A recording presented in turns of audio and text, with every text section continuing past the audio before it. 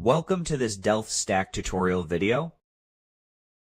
In today's tutorial, we will learn how to fix the 403 forbidden error on Microsoft Edge.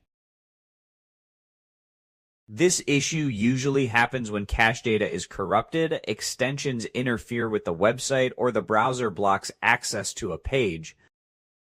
First, open your browser settings, click on the three dots at the top right, and go to Settings. From here, go to Privacy and open Clear Browsing Data. Click on Choose what to clear.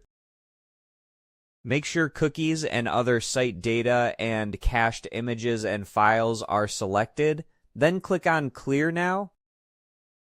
Next, disable all extensions, as some extensions may be causing the problem.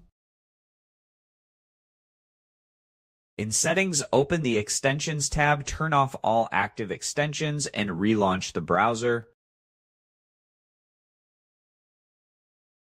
After disabling the extensions, try accessing the website again to see if the issue is fixed. If the error still continues, try using a different browser to confirm whether the issue is browser-related. And that's it.